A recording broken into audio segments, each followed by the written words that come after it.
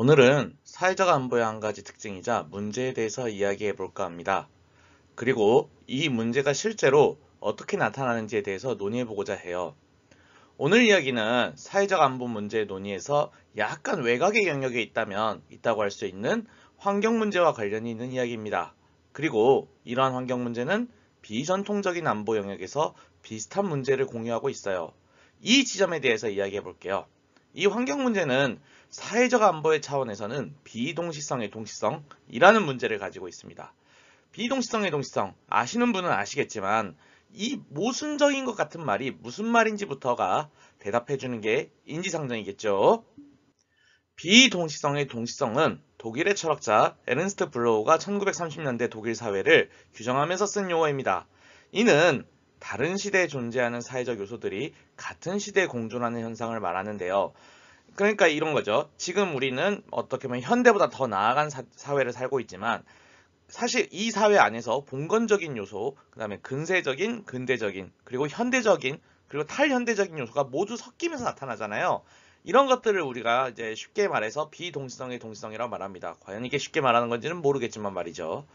그렇다면 사회적 안보의 비동시성의 동시성은 뭐냐면 우리가 과거에서부터 사용해 오던 전통 안보라는 개념이 있잖아요. 이것과 마찬가지로 현대에서의 비전통 포괄적 안보 이런 요소들이 모두 다 교차하면서 나타나는 것을 말해요. 즉 안보라는 개념이 선형적인 변화를 이루고 있는 와중에서의 비선형성의 교차 이것을 결국에는 사회적 안보의 비동시성의 동시성이라고 할 수 있습니다.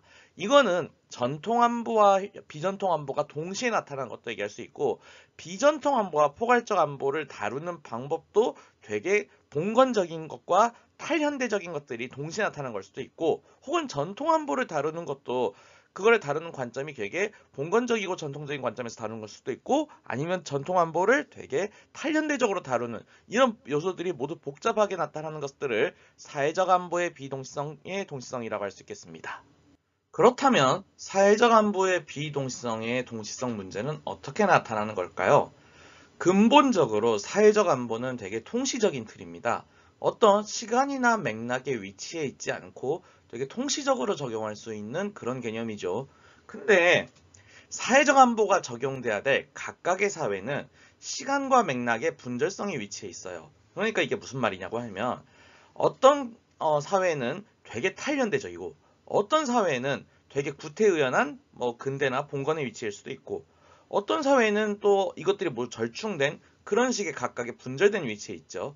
그리고 각각의 사회는 그 사회가 구성되고 발전되는 과정에서의 어떤 맥락들이 있잖아요. 예를 들어서 한국 같은 경우는 이제 한국적인 분위기라는 게 존재를 하고 미국도 미국 나름의 그런 분위기가 있죠. 이제 이런 식의 그 각각의 사회들이 가지고 있는 맥락들이 있어요. 그 맥락의 분절성에 위치해 있다는 거죠. 그런데 이런 문제들은 대체로 어떻게 나타나냐면 국가와 민간의 관계가 어떻게 되냐의 문제로 나타나요. 어떤 사회는 되게 국가가 많은 것을 관여하고 많은 걸 통제하는 사회죠. 또 어떤 사회는 국가가 통제를 거의 하지 않고 민간의 자율성이 극대화된 그런 사회도 존재를 하죠. 이를 이제 정치 체제로 나누면 이제 권위주의와 민주주의 이렇게 되게 쉽게 나눌 수 있겠죠. 그리고 이러한 사회적 안보의 비동시성의 동시성은 어떻게 나타날 수 있냐면 점점 새롭게 나타나는 사회적 안보 문제에서 나타날 수 있어요. 대표적인 게 환경 문제죠. 환경 문제는 정말 새롭게 나타난 문제지만 이것이 되게 시급하다는 점에서 많은 부분 급격하게 이 중요성이 높아지고 있어요. 다만 여전히 이 중요성이 높지 않은 사회도 존재를 하죠, 사실은. 그렇기 때문에 이런 이제 환경 문제에 대해서 동시에 새롭게 나타난 사회적 안보 문제를 어떻게 적용할지에 대해서도 당연히 비동시성의 동시성 문제가 존재할 수 있다는 겁니다. 그래서 우리는 첫 번째 주제로 이 문제를 다룰 첫 번째 주제로 국가 통제는 환경 정치에 효과적인가에 대한 문제를 다뤄볼까 해요. 이 이야기는 차이나 고스 그린이라는 책에서 주요된 이야기를 빼왔습니다. 이 이야기는 중국의 환경 정책에 대해서 다루고 있는 책이에요.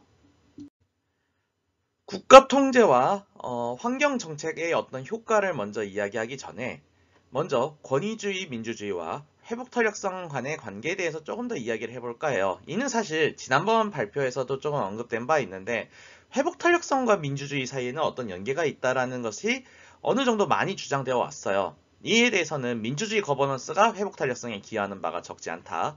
그리고 민주주의가 가지고 있는 다원성이 가지고 있는 어떤 능력들이 회복 탄력성에 기여하거나 이를 구성한다라고 이제 주장을 하는 사람들이 있습니다. 뭐 이는 어느 정도 여러 가지 측면에서 확인된 바 있어요. 이와는 대조적으로 권위주의에서는 좀 더 민주주의와는 달리 국가자원 동원 능력이 용이하다는 측면이 존재합니다. 그러니까 권위주의가 가지고 있는 특징 중에 하나가 정치적인 어떤 정당성을 확인하는 작업을 좀 덜 해도 국가자원을 보다 쉽게 동원할 수 있다는 거죠. 그리고 이것들이 결국엔 어떤 정책에서의 효율성을 만들어낸다라는 주장들이 있습니다. 이것이 대표적으로 나타나는 것이 바로 중국의 양회분류인데요. 중국은 양의 개막에 맞춰서 베이징 주변의 공장 가동을 멈춰서 푸른 하늘을 연출하는 것을 계속해 왔습니다. 이는 양회라는 매우 중요한 정치적 세레모니가 중국의 경제 발전의 부작용, 그 중에서 대기오염과 결부되는 것을 거부하는 그런 목적에서 이루어진 건데요. 이 과정에서 중앙정부는 각 기업과 그 기업에 고용된 시민들이나 이런 사람들에 대해서 강력하게 압박을 가하고 강압을 가함으로써 공장을 셧다운 시킨다던가 하는 등의 행태를 통해서 이를 만들어 왔습니다. 그러나 이런 양의 분류가 점차 사라지고 있다라는 언론사의 보도들이 있어 왔습니다. 이런 양의 분류가 없어지는 것에 대해서 중국 정부가 더 이상 이를 숨기려 하지 않는다. 또는 혹은 중국 정부가 이제 양회라는 정책 세레모니와 대기 오염을 이제 외면할 수 없다라는 문제로 이제 이거를 이렇게 표현하고 있다라는 등의 이제 설명들이 있지만 이 책에서는 조금 다른 설명을 하고 있습니다. 이 책에서는 권위주의 국가의 환경정책의 비환경적 결과라고 설명을 하고 있어요. 이것이 어떻게 나는 것이냐면 기존에 강압적인 방법으로 환경 문제를 달성을 시도를 했습니다. 이는 결국에는 사회적 안보 문제 해결을 시도하고 있다는 것을 알 수 있죠. 그것을 되게 권위주의적인 방식인 강압적 방식을 이용해서 말이죠. 그런데 여기서 주인 대리인 문제가 발생한다는 겁니다. 주인 대리인 문제가 뭐냐면 주인은 어떤 대리인의 전문성과 자율성을 믿고 정책을 지시하고 이런 것들을 지도 감독하려고 하지만 대리인의 자율성의 문제가 여기서 발생한다는 거예요. 즉 중앙정부가 관여에 실패했고 여기에서 각 공장이나 기업 혹은 하위 공무원들의 자율성 문제가 나타났다는 겁니다. 이런 문제가 나타난 이유는 뭐냐면 주인의 관여가 대리인의 이익과 충돌할 때 나타납니다. 주인이 예를 들어서 지도를 하고 감독을 하려고 할 때 이것이 대리인의 이익을 손상한다면 대리인은 여기서 이를 따라야 되는가에 대해서 고민을 할 수밖에 없겠죠. 그래서 대리인은 이러한 문제들을 선택적으로 거부를 하거나 혹은 주인과의 협상을 시도하는 행태들로 나타나게 됩니다. 그렇게 되면 최종적으로 나타나는 정책은 결국엔 되게 조정적인 결과가 나타난다는 거죠. 즉 주인의 의도와는 별개로 대리인과 주인의 합치되는 이익이 존재할 때만이 이런 것들이 나타나게 된다는 겁니다. 즉 정책 결정에 있어서 조정적 결과를 피할 수 없게 된다는 거죠. 그래서 결국에는 중국의 환경정책은 결국엔 소수민족 정책이나 경제정책 같은 이런 식의 되게 전방위적인 어떤 정책에서 환경정책은 그린워싱에 해당하는 내용으로만 나타났다는 거예요. 그래서 이 그린워싱만이 결국에는 중국이 성공한 환경정책의 결과로서 나타난다는 거죠. 오히려 양회분류와 같이 중국이 달성하고 싶어 하는 문제들도 실패하는 차원으로 나타나게 됐다는 거고요. 즉 중앙정부가 이러한 문제로 결국에는 하위공무원과 시민과 중소기업의 책임 전가를 하는 것만 나타나게 됐고 결국 처벌은 있지만 관여는 실패했고 실질적인 문제 해결 능력이 저하되었다고 설명을 할 수 있겠습니다. 결국 이는 권위주의 국가의 사회적 안보에서의 한계를 보여준 거라고 생각을 합니다. 실제로 양의 분류에 대해서 중국 당국자는 이렇게 발언한 바 있습니다. 중국 생태환경부는 과거처럼 마구잡이 식으로 공장 가동 중지를 강제하지는 않는다고 강조한다면서 환경을 지키면서도 과도하게 경제를 제약하지 않는 합리적 규제가 필요하다는 업계의 문제 제기도 고려하는 것 같다라고 발언을 한 바 있습니다. 이는 앞에서 말한 주인 대리인 문제가 어떻게 양회분류에서 나타나고 있는지를 보여준다고 할 수 있습니다. 권위주의 국가의 환경정책의 비환경적 결과가 나오는 그와 같은 동시기에 환경 문제를 해결하기 위하여 네이처 포지티브라는 개념이 등장했습니다. 우리말로 번역하면 자연 친화 정도로 번역되겠지만 이게 무슨 의미이고 이것이 앞의 권위주의 국가의 환경정책의 비환경적 결과와 어떤 관계가 있어서 비동시성의 동시성으로 이 문제를 봐야 하는지 살펴보겠습니다. 네이처 포지티브는 사실 지속 가능한 발전이라는 개념하고 함께 가는 개념입니다. 함께 간다고도 할 수 있고 이와 대비해서 만들어진 개념이라고도 할 수 있죠. 지속 가능한 발전은 기후변화를 중심으로 하고 있고 지속 가능한 발전을 가능하게 하면서 기후변화를 최소화하는 것을 지향하는 개념입니다. 이와는 달리 네이처 포지티브는 탄소 중립 넷제로에 이어서 환경 분야의 주요 주제로 대두된 개념이고요. 기후변화가 아니라 생물 다양성을 중심으로 하는 개념입니다. 그래서 네이처 포지티브라는 것이 무엇이냐면 자연의 손실을 멈추고 생물 다양성이 증대되는 상태로 되돌리기 위해 지구와 사회의 회복력을 강화하려는 움직임을 말합니다. 여기서도 다시 회복 탄력성이 나오죠. 그래서 결국에는 우리가 이루는 발전이 지속 가능하게 조정하는 것을 넘어서 발전 자체가 자연계에 기여할 수 있도록 해야 한다는 것이 네이처 포지티브의 의미라고 할 수 있습니다.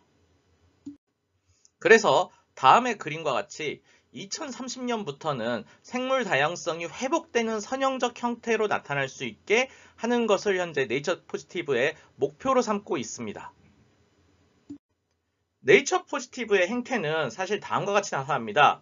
2030년까지 생물 다양성 손실을 되돌릴 것을 약속하고 특히 굉장히 강한 어떤 열정을 가지고 있는 53개국이 서약을 했던 것을 보여주듯이 2030년까지 전 세계 육지와 해양의 최소 30%를 보존하고 보호하기 위한 상당한 정치적 지지를 표명한 바 있어요. 이걸 이제 30-30이라고 하는데 뭐 이런 개념들이 있습니다. 그런데 여기에서 재밌는 게 뭐냐면 국제기구와 금융 거버넌스가 생각보다 강하게 연계가 돼 있어요. 그래서 이런 연계를 통해서 기금을 조성을 하고 있고 이러한 기금을 통해서 어떤 네이처 포지티브에 기여하는 행위자들을 지원하거나 혹은 그런 기업들에게 대출을 해준다거나 이를 이제 처리하는 정책 과정에서 발생하는 비용 문제들을 해결하고자 하고 있습니다. 또한 한 가지 독특한 점은 기존에는 이렇게 하지 않았는데요. 국제기구와 이제 금융 거버넌스가 포함되어 있는 국제 행위자와 국가 행위자, 그리고 여기에 더 못해서 지역 당사자, 흔히 토착민이라고 말하는 이 사람들과의 거버넌스를 형성해서 이 문제를 해결하려고 합니다. 그래서 이 세 개의 행위자들은 모두 결정 구조와 이익 구조에 모두 포함을 해야만이 네이처 포지티브가 가능하다라고 이미 구상된 바 있어요. 이것들을 어떻게 알게 됐냐면요. 저는 지난주에 IUCN에서 개최한 제주 리더스 포럼에 참가하게 되었습니다. 어떻게 참가하게 되었냐면 발표자로 참가한 건 아니고 스텝으로 참가했고요. 이를 통해서 참여 관찰을 할 수 있었습니다. 그래서 여기에 이제 참여하는 행위자들을 확인할 수 있었는데요. 많은 국제기구의 스텝들, 그리고 국가 관료와 정치인, 심지어 일본에서는 환경성 차관이 왔었어요. 그리고 금융 관계자, 기업, 그리고 지역 당사자 토착민들도 참여하여 발표를 하고 토론하는 것을 확인할 수 있었습니다. 여기서 이제 나타나는 이제 가장 큰 특징점은 이 모두 다 함께 만들어 나가는 거버넌스만이 네이처 포지티브를 가능하게 할 것이다라는 것을 확인할 수 있었고요. 그리고 금융 중심의 행위자 구성이 이루어지는 걸 확인할 수 있었어요. 많은 행위자들이 심지어 금융 관계자뿐만 아니라 기업이나 국제기구에서 참여하는 사람들도 대부분 과거의 경력에 금융이 있는 것을 확인할 수 있었습니다. 그리고 이들 모두가 정치가 네이처 포지티브를 만드는 데 있어서 얼마나 중요한지 강조하는 것을 확인할 수 있었습니다. 흥미로운 건 환경 레짐에서 생각보다 국제기구의 환경 레짐에서 많은 비중을 차지하는 중국이 개회사에만 영상을 보내온 것으로 확인해서 여기에 별로 소극적인가라고 생각을 했어요. 그래서 좀 자료를 뒤지다 보니까 중국도 네이처 포지티브에 적극적으로 참여하고 있는 것을 확인할 수 있었습니다. 그리고 이게 이제 지난 다보스 포럼에 이제 발제해서 이것들이 나타났는데요. 쭉 확인해 보니까 중국도 중국 나름대로의 네이처 포지티브의 계획이 있는 것이 나타나는 것을 볼 수 있었어요. 물론 그 계획이 구체적이지 않지만 이러한 모습들이 나타난다는 것은 중국도 네이처 포지티브를 적극적으로 고려하고 있다는 것을 확인할 수 있다는 거죠. 다만 여기서 흥미로운 점은 앞에서 언급된 대로 그 권위주의의 환경 정책이 비환경적 결과를 낳는 것과 별개로 이것이 동시에 중국이라는 하나에서 나타난다는 거죠. 이런 지점에서 결국엔 네이처 포지티브와 아까 말한 양해불로의 실패가 공존하는 어떤 하나의 흥미로운 비동시성의 동시성을 발견할 수 있다는 겁니다. 결국 이 문제를 종합하자면 같은 사회적 안보 이슈 영역 안에 다양성을 비동시성의 동시성 문제로 볼 수 있다는 겁니다. 먼저 환경이 이제는 우리 모두에게 가지는 중요성이 있는 문제라는 것을 다 알고 있습니다. 그리고 환경이라는 비정통적인 이슈가 앞에서 언급한 양해분류의 실패에서도 적용 가능하고 여기 있는 네이처 포지티브에도 적용이 가능하죠. 그러나 이는 전혀 다른 문제인 것처럼 나타나는 대응에서 차이를 보입니다. 먼저 권위주의 환경정책은 고전적인 주인 대리인 모델의 문제를 그대로 노출했습니다.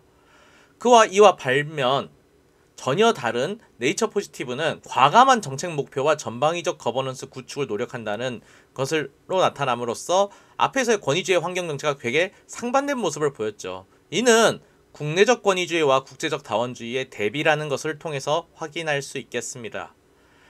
즉 같은 문제에 대한 정치에서의 비동시성의 동시성이라는 거죠. 결국 사회적 안보를 앞으로도 계속 다루게 된다면 이러한 비동시성의 동시성 문제를 고려하는 것이 필요하다는 겁니다. 먼저 단일한 해결책에는 한계가 존재한다는 겁니다. 많은 전통 안보에서는 사실 이런 단일 해결책의 문제를 통해서 안보 문제에 접근을 했지만 이것을 사회적 안보에도 그대로 적용할 수 있을까에 대해서는 이는 역시 한계가 명확하다는 것을 알 수 있다는 거죠. 그리고 마찬가지로 이런 문제를 해결함에 있어서 다양한 맥락에서의 해석이 필요하다는 것을 우리는 이 환경 문제를 통해서 알 수 있었습니다. 그리고 이러한 비동시성의 동시성 문제를 해결하기 위해서는 정밀한 데이터의 구축과 기반이 필요하다는 것을 다시 한 번 더 짚을 수 있겠죠.